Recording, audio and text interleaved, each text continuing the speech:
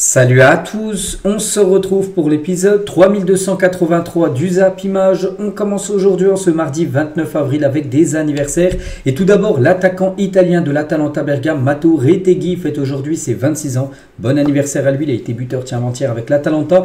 Danilo, milieu défensif de Nottingham Forest, il fête aujourd'hui ses 24 ans. Gudmundsson, arrière gauche de l'équipe de Lille, fête aujourd'hui ses 26 ans. Bon anniversaire bien sûr à tous ces joueurs. On continue, on va parler maintenant de ce qui s'est passé lors de la journée d'hier. On commence avec une finale de Ligue des Champions Junior, la Youth League. C'était entre l'équipe turque de Trabzonspor et le FC Barcelone. Et c'est le FC Barcelone U19. En gros, c'est les équipes jeunes qui s'affrontaient. Et c'est le Barça U19 qui s'est imposé lors de cette finale 4-1. Donc félicitations bien sûr au FC Barcelone. On peut voir les buteurs. À noter que le Malien Ibrahim Diarra a réalisé une grosse performance avec un doublé et une passe D. Donc décisif sur 3 des 4 buts du FC Barcelone. Donc le Barça U19, c'est la Masia, hein, c'est le centre de formation, le poumon bien sûr de cette équipe blaugrana. Et ça continue bien sûr à gagner, donc 14 tirs, 8 tirs cadrés, 4 buts marqués. Donc la victoire est totalement logique, hein, bien sûr, pour cette équipe du coup qui remporte cette Ligue des Champions Juniors. Félicitations au FC Barcelone, c'est la 3e fois qu'il remporte la Youth League. Et c'est tout simplement le club le plus titré voilà, de l'histoire de la Youth League en termes de trophées remportés. Donc félicitations au Barça. Et pour revenir tiens, sur Ibrahim Diarra, j'ai pas vu qui est l'homme du match, mais certainement c'est lui. Hein, comme j'ai dit, un Diarra doublé et passeur D en finale de la Youth League avec le Barça, produit 100% malien. Hein, ce joueur, les gars, qu'on verra très prochainement, je pense, en équipe première, parce que c'est un sacré crack, bien sûr, hein, ce joueur. Et c'est que le Barça vient de remporter la Youth League, hein, sans Lamine Yamal. De base, Lamine Yamal, il a 17 ans, il aurait pu jouer, hein, c'est les U19, donc c'est les joueurs qui ont maximum 19 ans. Donc Lamine Yamal avait la possibilité de jouer avec la Youth League. Bon, il joue en équipe première, hein, parce qu'il est tellement fort, mais sans Poku Barsi, sans Bernal, sans tous ces autres joueurs là qui sont peut-être pas en équipe première, mais son équipe B, parce qu'en gros les U19 on va dire c'est l'équipe C, hein, c'est les jeunes. Donc voilà, ils ont quand même gagné la Youth League sans tous ces joueurs qui auraient pu jouer tout simplement cette compétition qui est la Youth League. Et c'est que le Barça, ça gagne des trophées là ces derniers jours. Donc hier bien sûr la finale de la Ligue des Champions Junior, samedi dernier la finale de la Coupe du Roi. Donc là en l'espace de 2 jours ils ont remporté 2 beaux trophées. Cette équipe blaugrana, et c'est vrai que les équipes du FC Barcelone, ça annonce peut-être une grande saison. Donc le Barça U19, donc les garçons, donc ils ont tout gagné, hein. L'équipe, la Liga U19, c'est eux qui l'ont gagné. La Coupe du Roi juvénile, donc la Coupe du Roi jeune, on va dire, comme la Coupe Gambardella en France, ils l'ont gagné. Et bien sûr, la Ligue des Champions, ils l'ont gagné. Donc 3 sur 3. Et après, bien sûr, pour les hommes, donc pour l'instant, c'est 1 sur 3 par rapport au triplé. La Coupe du Roi a été remportée. Après, maintenant, pour le premier de la Liga, avec 4 points d'avance sur le Real. Et en demi-finale, bien sûr, la Ligue des Champions. Et pour les femmes, elles, c'est pareil. Bon, elles sont premières de la Liga féminine. Elles vont remporter, bien sûr, le championnat. Elles sont en finale de Coupe de la Reine. Voilà. Et elles sont aussi en finale de Ligue des Champions, nous affronteront Arsenal.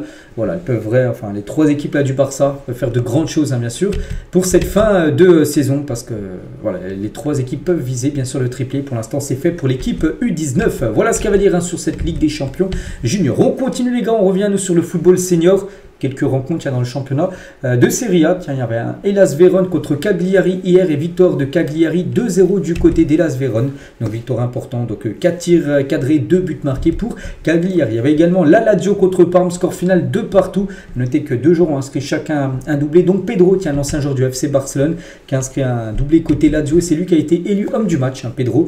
Bon, qui est un petit peu déçu parce qu'on peut voir qu'il n'avait pas le sourire parce qu'il a considéré le match nul.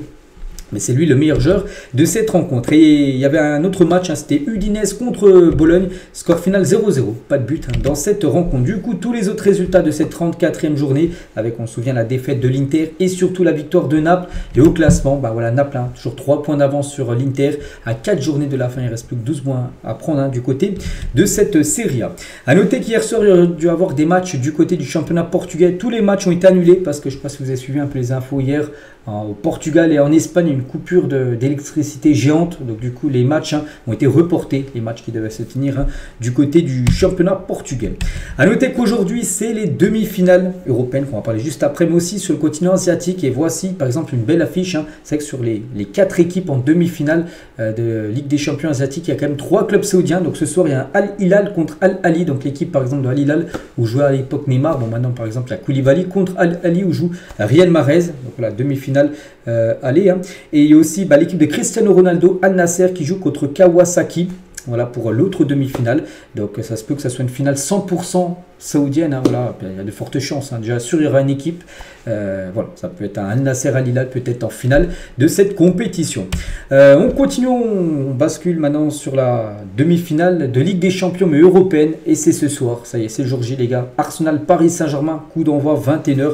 Donc jour de demi-finale, aller de Ligue des Champions, plus que 3 matchs avant le sacre final. Donc la bonne année pour le PSG, pour l'interrogation. Bah, moi personnellement j'espère. Donc une partie de la réponse déjà sera donnée ce soir parce que bien sûr, hein, même s'il restera un match retour, regardez, un match aller Arsenal Real Madrid lors du tour avant, ils ont déjà fait un énorme taf bien sûr Arsenal s'imposant 3-0. Donc ce soir pour le PSG, un nul sera un très bon résultat pour Paris avant de recevoir mercredi prochain l'équipe d'Arsenal, mais cette fois-ci au Parc des Princes. Et la une du journal L'équipe aujourd'hui, version bien sûr demi-finale de LDC, un défi canon. Donc le PSG devra retrouver toutes ses vertus ce soir pour contrecarrer les plans des redoutables Gunners. La première manche de ce choc suscite une attente énorme, hein, bien sûr. Hein, tout le monde attend cette rencontre ce soir, hein, qui sera diffusée sur Canal+. Hein, et on va parler bien sûr de ce match. On commence tout d'abord avec quelqu'un de très important, l'arbitre du match. Hein, c'est lui, même si à l'avare tout ça, c'est lui qui prend les décisions finales. Ça sera le Slovène Slavko Vincic qui arbitrera ce Arsenal PSG ce soir en espérant qu'il soit bon. Il avait déjà arbitré le PSG cette saison, ça avait été une défaite contre Arsenal. Il y avait eu un Arsenal PSG en octobre dernier, c'était lui qui avait été l'arbitre et il sera de nouveau l'arbitre de cette rencontre ce soir. Donc au mois d'octobre, c'était un match de poule, on se souvient. Paris avait perdu 2-0 à l'Emirates Stadium. Donc ça sera de nouveau lui, l'arbitre ce soir de cette rencontre. Et concernant le groupe du PSG, donc ça c'est plutôt une bonne nouvelle parce que voilà, tous les joueurs sont là. Il n'y a pas de blessés actuellement du côté du PSG. Donc chaque équipe, voilà, les trois autres équipes en demi-finale, ils ont tous au moins blessé du côté du PSG. C'est le groupe au complet, bien sûr, avant d'affronter les Gunners. Luis Enrique en conférence de presse hier, on va revenir sur quelques déclarations de sa part. Donc tout d'abord, notre but est d'écrire une page de l'histoire. Pour cela, il n'y a qu'un seul chemin possible. Voilà, c'est de gagner et de se qualifier pour la finale. Donc ce soir, déjà, ça sera la moitié du chemin. Voilà, donc on verra, ce sera bon, positif ou négatif pour le PSG. Mais voilà, il n'y a qu'un chemin possible, c'est d'éliminer cette équipe d'Arsenal là, sur les 8 prochains jours. Et Enrique estime que les journalistes instaurent un climat négatif. Avant la demi-finale du PSG face à Arsenal, il a dit: je sens à travers les questions des journalistes un climat négatif. Je suis comme du liège, vous pouvez m'envoyer toutes les choses négatives, j'encaisse. Voilà, bon, ce qu'il a pu répondre, parce que les journalistes peut-être essaient de casser un peu le PSG. N'oubliez pas que le Paris Saint-Germain sur les 4 derniers matchs a seulement une victoire, 2 défaites.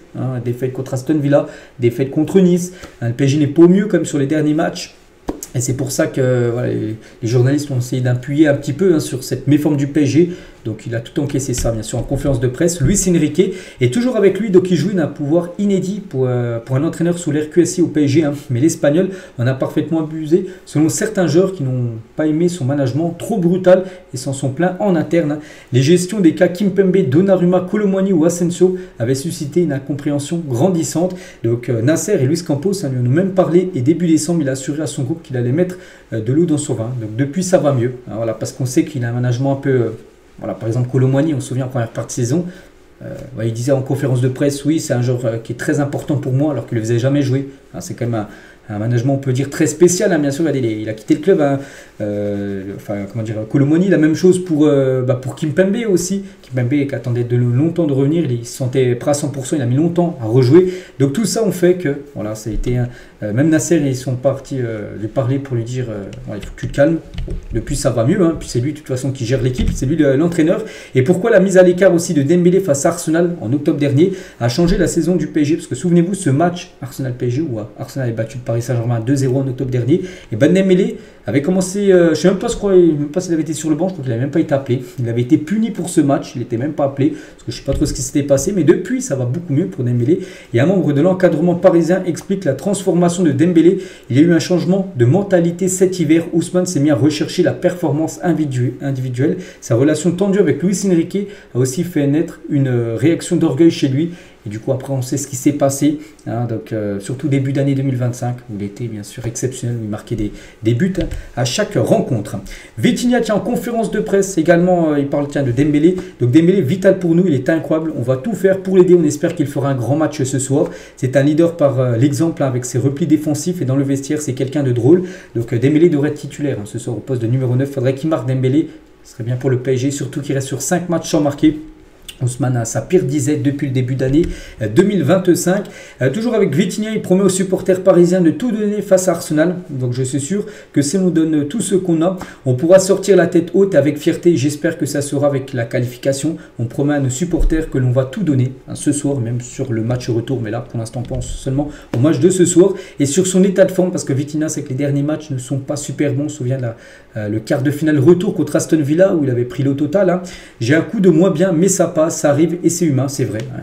Des joueurs, les gars, ils sont pas tout le temps parce que Vitinha, depuis pas mal de temps, il est à son prime.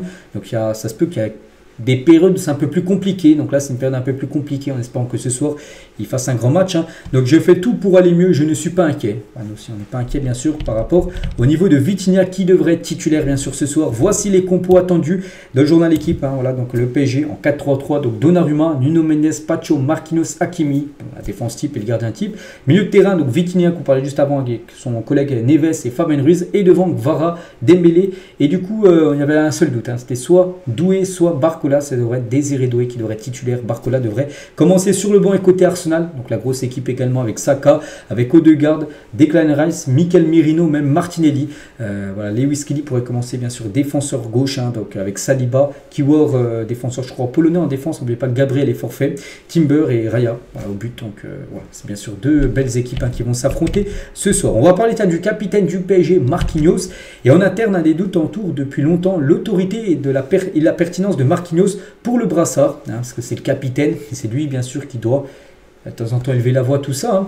Donc ces messages sont simples hein, en tant que capitaine. Allez les gars, on y va, on se reprend. Voilà, c'est des messages un peu trop gentil, un capitaine des fois il doit booster encore plus on va dire ses collègues, il reste quand même très apprécié du vestiaire puisque ce sont ses coéquipiers bien sûr qui l'ont réélu parce que là depuis 2 ans même ça avait été fait dès la première saison de Luis Enrique, même cette saison là il y a eu un vote en tout début de saison qui doit être le capitaine, mais à chaque fois c'est lui qui a obtenu le plus de votes, mais voilà il y en a, en interne il y en a qui doutent quand même de ses capacités des fois hausser le ton hein, lors des avant-matchs ou même pendant les rencontres hein. Et Kimpembe aurait pu être ce leader de ce PSG hein, s'il n'aurait pas eu toutes ses blessures.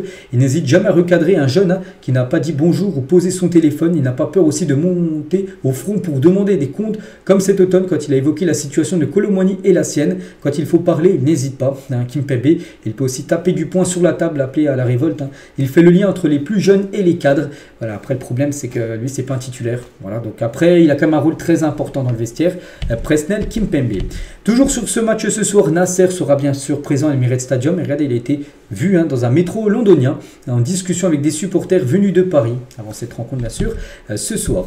Et concernant les fans français, hein, est-ce que pour eux ils pensent que le PSG va passer ou pas? 61% des amateurs de foot français pensent que le PSG se qualifiera pour la finale de la Ligue des Champions en éliminant l'équipe d'Arsenal. Donc pour moi vraiment là déjà pour le match aller match retour, pour moi c'est du 50-50.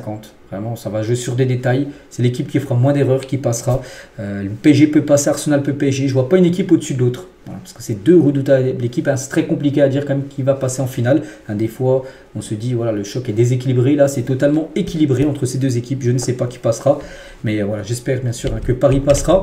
Et Opta, donc Opta Analyst a mis à jour hein, les chances de remporter la Ligue des Champions pour chaque club. Ça a été mis à jour là. Tiens hier. Hein. Donc Arsenal reste toujours l'équipe qui a le plus de chances de gagner la Ligue des Champions. Hein, pas d'aller en finale. Enfin. Il ira en finale, mais aussi la gagner. Donc 31% pour Arsenal, 27% pour le Barça, 22% pour le PSG et 19% pour l'Inter qui a chuté. Hein. L'Inter a un peu plus de pourcentage, mais vu que l'Inter est sur 3 défaites d'affilée, eh bien, ils ont chuté. Le Barça a pris quelques points en plus, vu que le Barça a gagné quand même contre le Real en jouant bien. Donc voilà, tout ça font que les derniers résultats, ça a un petit peu une mise à jour par rapport au pronostic après la vérité. Vous savez, hein, ça se passe sur le terrain. On va parler tiens, du Barça, parce qu'on en a parlé beaucoup du match du PSG ce soir, mais demain, on fera l'avant-match du Barça contre l'Inter. Juste quelques infos. Tout d'abord, Clément Turpin sera l'arbitre du match. Tout le monde connaît Clément Turpin, enfin en France. C'est un arbitre bien sûr qui arbitre souvent des matchs de Ligue 1, donc ça sera lui demain le référé, en gros l'arbitre de cette rencontre. A noter en parlant d'un autre Français, Benjamin Pavard qui était sorti sur blessure le week-end dernier samedi contre l'AS Roma. J'ai dit que ça sentait mauvais, hein, blessure musculaire et il est bien forfait. Pour la demi-finale aller face au Barça, le Français souffre d'une entorse à la cheville, il ne sera pas disponible ni Marcus Thuram, mais ça c'est un gros coup dur bien sûr pour l'Inter Milan. Du côté du Barça, donc Hansi Flick fait face à un gros dilemme, un gros choix pour le match contre l'Inter. Ce qu'il faut mettre en numéro 10 derrière Ferran Torres qui devrait être le numéro 9, vu que Lewandowski n'est pas là. Est-ce qu'il faut mettre Fermin Lopez ou Dani Olmo? Il hésite entre les deux pour savoir qui sera titulaire lors de cette rencontre. Et concernant ce Barça-Inter Milan, on va parler de quelques joueurs qu'on joue au Barça. Une fois à l'Inter, comme Samuel Eto'o. Au début, il était à Barcelone, puis après, il est parti à l'Inter. Zlatan, donc lui, il était à l'Inter, ensuite, il est parti au Barça. Coutinho, donc lui, il était à l'Inter, ensuite, il est parti au Barça. Bon, il y a eu Liverpool entre-temps. Et bien sûr, Ronaldo, qui a joué au Barça. Et quand il a quitté le FC Barcelone, c'était pour aller du côté de l'Inter Milan. Il a passé 5 ans du côté de l'Inter. Ronaldo. Voilà ce qu'elle va dire sur les matchs d'hier et les matchs de demain sur la Ligue des Champions. On se retrouvera demain, bien sûr, en parlant du résultat, par exemple, de ce soir. On continue avec d'autres infos. On va parler du petit frère de Jude Bellingham, Job Bellingham. Et le trophée du meilleur jeune joueur de Championship revient à Job Bellingham, joueur de Sunderland, et remporte le prix du meilleur jeune joueur. Voilà, donc félicitations à lui. Donc voilà, certainement un transfert, on ne le voit pas rester, parce que Sunderland, je ne sais même pas sur combien de classement, je ne sais pas s'ils vont monter en PL. Déjà, je sais qu'il y a Leeds et Burnley, il ne reste plus qu'une place à prendre. Donc même s'ils ne montent pas, on pense qu'ils joueront en première ligue ou peut-être dans un autre championnat ou en première division, parce qu'il a totalement le niveau. Job Bellingham. On va parler d'un autre anglais, c'est Marcus Rashford, et fin de saison pour lui. Donc il s'est blessé aux ischio-jambiers lors du dernier match là, entre Aston Villa et je ne sais plus contre qui, Crystal Palace, où ils ont pris 3-0 quand même Aston Villa. Donc c'est blessé, ischio-jambier, c'est-à-dire la cuisse, donc il s'est fait une déchirure, j'en sais rien, donc là il ne rejouera plus. Peut-être pour Aston Villa, peut-être plus jamais, parce qu'il retournera à Manchester United, on verra, où il sera transféré l'été prochain. On va parler de Rudiger. On sait que Rudiger, il a complètement disjoncté samedi soir lors du match contre le Barça. Il doit changer. Rudiger sous le feu des critiques, donc 2 jours après, maintenant 3 jours après le nouveau dérapage du défenseur central du Real en finale de Coupe du Roi. Plusieurs anciens internationaux allemands l'ont vivement critiqué, donc comme Lothar Matthäus, il a perdu la tête, il n'était plus sous contrôle. Aman, donc aussi ancien joueur de l'Allemagne, je ne l'inviterai pas pour la Ligue des Nations. Voilà. Et 78% quand même des sondés de Bild. Donc Bild, en gros, ça équivaut au journal L'équipe. Le journal L'équipe, je vous montre tout le temps les unes. Donc là, c'est le gros journal sportif allemand, Bild. Et 78% de ceux qui ont voté dans ce journal réclament son exclusion de la sélection après son dérapage. En gros, les fans allemands ne veulent plus qu'il vienne jouer avec la sélection allemande par rapport à son débordement lors du dernier Classico. Et Rudi Völler aussi, légende de l'Allemagne, réagit au coup de colère de Rudiger face au FC Barcelone. Il a dit: Tony est un joueur de football incroyable, avec un tempérament très émotionnel et combatif sur le terrain, c'est ce qui fait sa force. Mais dans cette situation, lui et quelques-uns de ses coéquipiers se sont laissés emporter par l'énorme tension qui pesait sur le club. Il doit également montrer de la classe dans son comportement. Il exige à juste titre du respect pour lui-même. Ce respect, il doit également le montrer aux autres sans exception. Et pas le droit, les gars, de jeter un bloc de glace sur l'arbitre. N'oubliez pas qu'il va passer en commission de discipline. Il risque de prendre pas mal de matchs de suspension. Rudiger, c'est même pas sûr qu'il rejoue un match avec le Real Madrid pour cette fin de saison. Et toujours avec le Real, on va parler dans l'émission Rotten sans flamme, c'est Christophe Dugarry qui fracasse l'attitude du Real Madrid avant le Classico ce week-end. Donc une honte absolue, des méthodes de voyous, de mafieux, où le Real Madrid a touché le fond, mais pas que le Real la veille du match. Souvenez-vous, l'arbitre du match, qui est en conférence de presse, a failli pleurer pour le Real. Il voulait un changement d'arbitre. Ça a été un sacré olé, on peut dire. Donc pour Dugarry, ça passe pas du tout. J'ai été choqué des coups de pression, de la calomnie, de la mauvaise foi. Comment le plus grand club du monde peut donner cet exemple à la jeunesse du monde entier? Le message est dévastateur. Si on ne sanctionne pas, ça sera une catastrophe pour le football, et il ne faudra pas s'étonner que la jeunesse se détourne du football. Donc voilà ce qu'il a pu dire hier Christophe Dugarry sur les méthodes un peu des fois bizarres du Real Madrid, enfin surtout de Florentino Pérez, qui est quand même le président de cette équipe. Bref, on continue, on va parler de Bukayo Saka, qui a ce soir qui va être titulaire contre le PSG, mais on va parler de son futur à Arsenal, et devrait prolonger du côté des Gunners avec un salaire revu à la hausse. Il deviendrait l'un des joueurs les mieux payés du côté de la Première Ligue. Pour l'instant, c'est Erling Haaland, il serait dans le top 3 des joueurs les mieux payés avec son nouveau contrat. On va parler du Barça qui devrait toucher 8,5 millions d'euros grâce à la vente de Jean-Claire Todibo à West Ham. Un joli bonus pour un joueur qui n'avait disputé que 5 matchs le maillot Blaugrana. Pourquoi? Parce que ce joueur, il appartenait il avait été vendu du Barça à Nice, mais le Barça a mis une clause pas une clause, mais un pourcentage sur une future vente. Voilà. Et du coup, là, il va être acheté définitivement par West Ham. Ils vont lever l'option d'achat aux alentours des 45 millions d'euros. Et le Barça va toucher 8 millions d'euros. Pas mal pour un joueur qui a joué seulement 5 matchs. Donc Nice va recevoir bien sûr toute l'autre somme d'argent. On va parler de Ochoa, un gardien mexicain, 39 ans, veut jouer une 6e Coupe du Monde chez lui. Ça serait bien sûr un record dans l'histoire qu'un joueur dispute 6 Coupes du Monde. Il y a déjà eu des joueurs qui ont disputé 5 Coupes du Monde. différentes, mais lui, il pourra peut-être en faire une sixième. On est à 3, enfin on est 3 à pouvoir le faire. Donc Ronaldo, Léo Messi et moi. Vous savez que si Messi et Ronaldo font aussi la prochaine, ils seront à 6. Hein.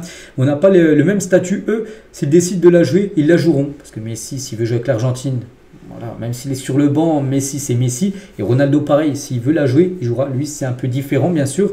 Le jeu est un objectif, hein, mais ça reste du bonus. Enfin, nous c'est à la maison, donc du bonus. Hein, parce que lui, il aura lieu au Mexique. Hein, enfin, il aura lieu au Mexique, Canada et aux États-Unis. Cette prochaine Coupe du Monde, c'est pour ça qu'il aimerait la jouer. Voilà, dans son pays. Hein. Pour rappel, hein, donc il est à ce jour le seul joueur mexicain à avoir été nommé au Ballon d'Or, quand même. 30e en 2007, hein, pas mal. Hein. Le seul joueur mexicain aurait été au moins dans le top 30 d'un Ballon d'Or. On va parler de Jules Koundé avec le trophée de la Coupe du Roi, où il a été très bon et surtout avec ce but victorieux en la 116e minute de jeu. Donc il a fait une photo dans le coffre de sa voiture. Il a mis bien sûr ce trophée. On va parler d'un autre défenseur français, c'est Wesley Fofana. Donc lui joue à Chelsea et Chelsea est ouvert à un départ de Wesley Fofana cet été, prêt ou transfert sec. Quoi, il devrait être vendu. Donc l'OM suit toujours avec attention la situation du défenseur des Blues et l'OM en cas de qualification Ligue des Champions, eh ben, il pourrait pourquoi pas essayer de le faire venir. Hein. Donc Marseille Benatia aimerait en faire un pilier de la défense du club la saison prochaine. Mais une qualif en LDC sera capitale. Hein, parce que bien sûr pour attirer de grands noms, Marseille devra bien sûr absolument se qualifier pour la future Ligue des Champions. On va parler, c'est officiel, de Liam Rossenior. Donc c'est le coach de Strasbourg, hein, qui fait du très bon taf actuellement.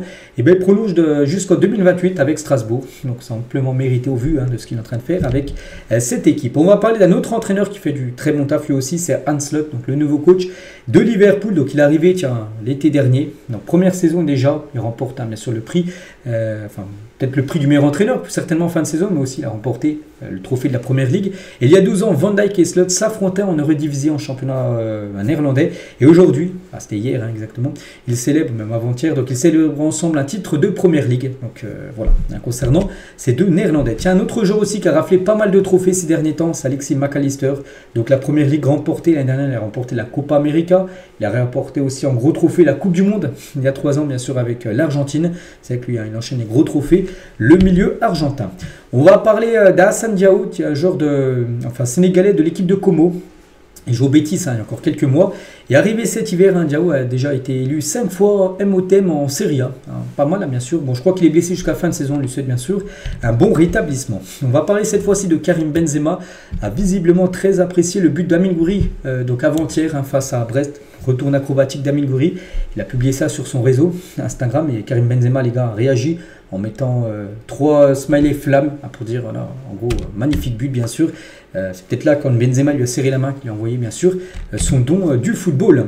Et en parlant d'Amine Gouiri, regardez, il figure, hein, dans l'équipe type WhoScored, sur une application où tu peux voter bien sûr des performances des joueurs. Donc par exemple du côté de l'OM, il y a Rabiot et Gouiri sont dans l'équipe type de la semaine. Pas mal de joueurs aussi de la GOCR, hein, OCR, n'oubliez pas, gagné 4-0 du côté de Lens. Et toujours tiens avec l'Olympique de Marseille aussi Gouiri. Donc avant-hier, l'OM a floqué ses maillots avec les couleurs de la Côte d'Ivoire et des noms de villes ivoiriennes après son partenariat avec Sublime Côte d'Ivoire. Donc voilà, il y avait pas mal de... par exemple, le maillot Luis Enrique, on peut voir que c'était marqué Abidjan, voilà, une ville bien sûr du côté de la Côte d'Ivoire. On va parler cette fois-ci d'Hansi Flick qui va prolonger avec le Barça. Un accord de principe a été trouvé pour un nouveau deal entre le Barça et le coach allemand jusqu'en juin 2027. Donc lui, l'arrivée, en juin 2024, il avait signé pour 2 ans, donc jusqu'en 2026. Il va prolonger d'une année supplémentaire Hansi Flick, hein, par rapport à tout le boulot énorme, hein, qu'il est en train de réaliser du côté du club du FC Barcelone. Giroud raconte le nouveau Ousmane Dembélé. Je n'ai pas été surpris, hein, par ce Dembélé version 2025 qui est très bon, même si là il passe dans une période un peu compliquée, 5 derniers matchs, aucun but. Donc voilà, à force de travail, il a énormément progressé dans la finition. Il avait parfois tendance à dépenser beaucoup d'énergie dans ses dribbles avant le dernier geste. Aujourd'hui, dans une position plus axiale, il canalise mieux ses efforts et garde davantage de lucidité devant le but. Et tout ça font que il est beaucoup plus finisseur, tueur devant le but bien sûr. Dembélé. Et Giroud est visiblement aussi fan de Désiré Doué, autre crack, hein, du côté du PSG. Donc à lui, j'adore Doué. Je l'avais déjà remarqué en février 2024 quand on avait affronté Rennes avec l'AC Milan en Ligue Europa. Il m'avait déjà tapé dans l'œil. Hein. Donc voilà, Giroud bien sûr n'a peut-être jamais joué avec Doué, parce qu'en équipe de France, hein, Giroud avait déjà quitté les Bleus avant que Doué arrive. Mais voilà, c'est un joueur ici, hein, qui fera certainement une belle carrière en bleu. Et Giroud aussi trouve injuste les critiques sur Doué Donnarumma. Donc pour moi, les top 5 européens, j'ai trouvé les gens un peu durs avec lui. Il ne méritait pas toutes ces critiques. Ça m'a réjoui de le voir répondre sur le terrain et montrer l'éventail de ses qualités, en espérant que ce soir il fasse un grand match. Donnarumma, parce que c'est sur ce genre de match-là, bien sûr, qu'il est énormément évalué. Donnarumma, les grands matchs de Ligue des Champions. On va parler de Lamine Yamal. Actuellement en Europe, aucun joueur en Europe a fait plus de passes D que Lamine Yamal, toute compétition confondue. N'oubliez pas que Lamine a seulement 17 ans. Donc Lamine Yamal, numéro 1, 48 matchs cette saison et 24 passes D. Donc il fait mieux qu'un autre Blaugrana, Rafinha. Donc lui 50 matchs, mais 23 passes D. 23 passes D également pour Mohamed Salah. Et après, il y a Cherki, il y a Mikel Olise, il y a pas mal de Français. Il y a Bradley Barcola aussi qui est bien classé avec 17 passes D pour Barcola. Il y a aussi, par exemple, Vini, Achraf Hakimi ou même Saka. Mais voilà, c'est bien Lamine Yamal le premier. Et Lamine Yamal, regardez, si on regarde sur les 10 dernières années, les joueurs qui ont délivré le plus de passes D, toutes compétitions confondues, et bien on peut voir par exemple que Lamine Yamal serait actuellement en 4e position. Il y aurait Neymar, deux versions Neymar, 26 et 25. Et Léo Messi en 2019-2020, il a fait 27 passes D. Mais Lamine Yamal, il lui reste encore quelques matchs à jouer. Il reste la fin de saison de Liga. Il reste encore au moins 2 matchs de Ligue des Champions, peut-être 3 si à la finale. Donc il peut encore délivrer des passes D. Donc encore 4 passes D, il sera seul en tête. Sur les 10 dernières années, celui qui a délivré le plus de passes décisives. Donc là, on prend seulement en compte les joueurs du FC Barcelone. C'est aussi une donnée importante. Et concernant le soulier d'or actuel, le classement par rapport aux meilleurs buteurs en championnat. Et pour l'instant, c'est Gyökeres qui est en tête. Donc Gyökeres, voilà, grâce au quadruplé pour le Sporting face au Boavista, Gyökeres est en tête du soulier d'or avec 38 buts pour 57 points et dépasse donc Mohamed Salah. Pourtant Salah 56 points, donc un point seulement en dessous, mais 10 buts de moins parce qu'en gros, vu que Gyökeres joue dans un championnat moins portant, ça apporte moins de points en gros si tu marques du côté du championnat portugais que du championnat de première ligue, qui est le plus gros championnat bien sûr en Europe. Bon bref, pour l'instant c'est Gyökeres qui est le premier au classement actuel du soulier d'or. Il pourrait remporter bien sûr ce prix en fin de saison. L'OM va fêter ses 125 ans vendredi au Vélodrome et l'OM va réunir de nombreuses légendes pour l'événement. Des joueurs comme Samir Nasri, Nyang, Drogba ou même Ribéry seront invités. Peut-être pour un match, j'en sais rien, peut-être un match de charité, je ne sais pas, mais voilà, ce sera pour fêter les 125 ans de l'Olympique de Marseille. Accord entre la fédération brésilienne et Carlo Ancelotti, donc l'Italien sera bien le prochain sélectionneur de la Seleção, notamment pour la Coupe du Monde 2026. Le Brésil doit faire mieux que ce qu'ils ont pu faire lors des dernières Coupes du Monde. Le Brésil a une galère maintenant à gagner une Coupe du Monde. Dernière gagnée en 2002, c'est une éternité, ça fait 23 ans. Que le Brésil n'a pas gagné la Coupe du Monde. Donc l'objectif bien sûr sera avec Ancelotti de gagner la prochaine Coupe du Monde. Donc voilà, il devrait finir la saison avec bien sûr le Real jusqu'au 25 mai. Ce sera la dernière journée de Liga. Il ne sera pas lui le coach du Real Madrid pour la Coupe du Monde des clubs qui commencera 3 semaines après. Après il prendra bien sûr la sélection brésilienne. Et pour le remplacer, donc Xabi Alonso est à un pas de trouver un accord total avec le Real Madrid. L'entraîneur espagnol informera le Bayer Leverkusen de sa décision dans les prochains jours. La fédération brésilienne est en train de finaliser les détails de contrat d'Ancelotti qu'on a parlé juste avant. Donc voilà, son remplaçant déjà trouvé, Xabi Alonso devrait devenir le coach du Real Madrid. Toujours au Real, on va parler aussi de Thibaut Courtois, devrait renouveler son contrat de 2 ans au Real. Donc le gardien vise à continuer au Real Madrid au minimum jusqu'à ses 35 ans et donc jusqu'en 2028. Au sein du club, Courtois est considéré comme un footballeur exceptionnel. Donc le club madrilène va briser sa politique de prolonger d'un an les joueurs de plus de 30 ans. Parce que normalement, si tu as plus de 30 ans au Real et tu venais de prolonger, c'est un an par un an, voilà, c'est une année par année. Et là, il devrait lui prolonger 2 ans parce que c'est un joueur considéré comme un footballeur exceptionnel. Et c'est pour ça que le Real pourrait lui proposer du coup de prolonger 2 saisons supplémentaires. Actuellement, il a un contrat jusqu'en 2026, dans un an. Pour ça qu'ils aiment mal prolonger jusqu'en 2028. Toujours avec le Real, souhaite aussi avoir Alexander Arnold en juin prochain pour la Coupe du Monde des clubs. Pour cela, il faudra trouver un accord avec Liverpool puisque le contrat du joueur se termine le 30 juin prochain. Et surtout que la Coupe du Monde des clubs commence mi-juin. Donc lui, il a un contrat jusqu'au 30 juin. Il faudrait que du coup, qu'il y ait un accord avec Liverpool pour qu'il arrive 2-3 semaines avant. Pour qu'il puisse jouer bien sûr cette Coupe du Monde des clubs avec son nouveau club qui sera certainement le Real. Et le Real aussi pourrait viser un autre joueur de Liverpool, McAllister, et aussi Milos Kerkez, lui joueur de Bournemouth, parce que le Real cherche aussi un latéral gauche. Bon, latéral droit est trouvé avec Alexander Arnold, mais de l'autre côté ils aimeraient avoir Milos Kerkez, joueur hongrois, et aussi un milieu qui devrait être Alexis McAllister que le Real Madrid, mais lui bien sûr ça coûte très cher, ça pourrait dépasser les 100 millions d'euros. Elias Benseguir pourrait quitter Monaco cet été. Actuellement il a des relations très tendues avec Adi Hutter, le coach autrichien de cette équipe monégasque. Regardez les équipes intéressées, on peut voir City, Liverpool, Leverkusen et le Bayern Munich sont tous intéressés par le joueur marocain. Ce que réalise Conte à la tête de Naples depuis l'été dernier, donc déjà il récupère le club 10e de Serie A la saison passée. Une équipe bien sûr en grande difficulté. Donc il perd Osimhen qui part à Galatasaray. Il perd aussi Kvaratskhelia en janvier. Deux cadres bien sûr de l'équipe. Il transforme Lukaku et Scott McTominay. Voilà, c'est des joueurs. McTominay il est arrivé, il marque plus de surbuts le dernier match, c'est lui qui a mis le doublé. Et Lukaku fait une énorme saison et place Naples en tête du championnat 3 journées de la fin et avec 3 points d'avance sur l'Inter. Donc s'ils gagnent leurs 3 derniers matchs, Naples sera champion. Donc voilà, il a fait quand même un taf de fou bien sûr, Antonio Conte. Le maillot de Lyon pour la saison prochaine à l'occasion des 75 ans du club. Voilà quoi devrait ressembler le maillot de l'Olympique Lyonnais. Après, est-ce que ce sera le maillot officiel ou peut-être un maillot collector, je ne sais pas. Mais voilà, ça pourrait être ça avec le logo de Lyon à l'ancienne. Donc avec short bleu et maillot et chaussettes de couleur blanc. Le témoignage glaçant de Jeff Louis, donc ancien joueur du Mans, Nancy ou Caen, aujourd'hui fauché après avoir été pilé par les gangs à Haïti. Il a dit des gangs se sont emparés de Mirebalais, donc une ville du côté d'Haïti. Donc la ville où j'ai ma maison, à une 50aine de kilomètres de la capitale, Port-au-Prince. Ils m'ont tout pris, je n'ai pas eu d'autre choix que de fuir. Ces gens-là n'ont aucune valeur, ces gens qui appartiennent à des gangs, aucune considération pour la vie humaine. Si tu leur poses un problème, si tu vas contre eux, ils te tuent direct.